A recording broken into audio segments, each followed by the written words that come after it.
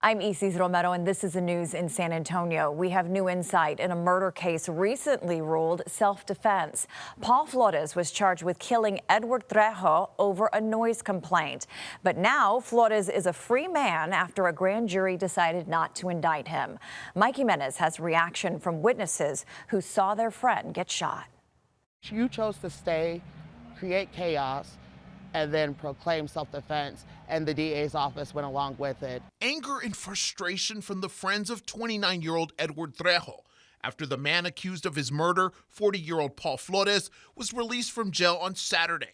Police say Flores shot and killed Edward, who was attending a house party in the early morning hours of December 21st, 2025, on Cincinnati Avenue near I-10. The moment we answered the door, Paul Flores started yelling and cussing at us. Police say Flores started arguing with people at the party about the loud music, and he was asked to leave, but witnesses say he would not, and Flores called 911. He still just wanted to stay there and call the police for some odd reason, and that's where it escalated. Friends say Edward walked outside, and that's when police say he and Flores began to argue, which turned physical and spilled out to the street.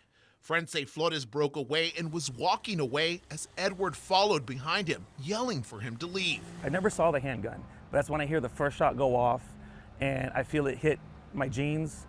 And then I look down, I look up, and I hear the second shot, and I see that's when I witnessed Eddie getting hit. Edward was rushed to the hospital where he died. Flores was arrested for murder and aggravated assault with a deadly weapon. Last week, a grand jury decided not to indict Flores for any crime, telling Edward's family this was a case of self-defense. This man came to my house, started an argument, antagonized us, wouldn't leave when we told him to leave.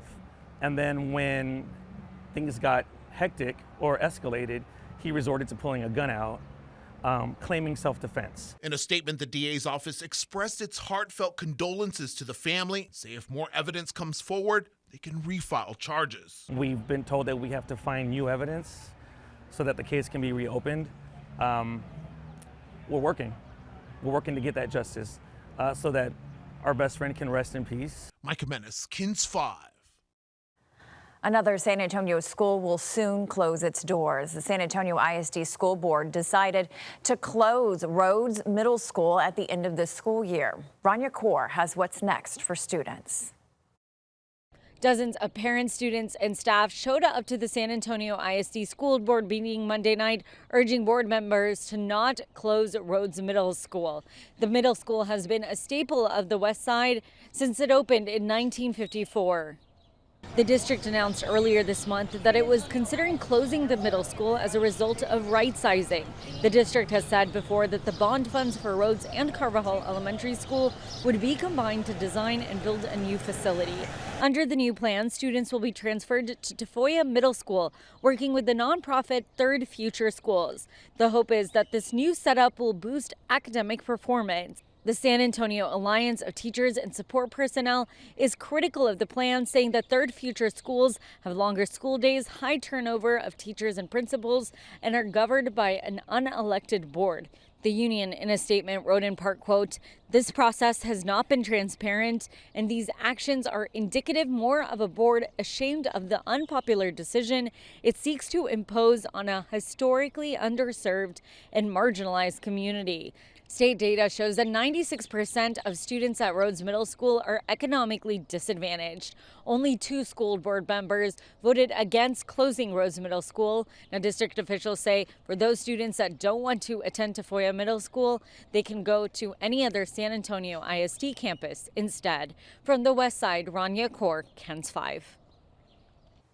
The Texas Education Agency is ordering schools to remove Cesar Chavez from their lesson plans after sex abuse and assault allegations surfaced against the labor union leader.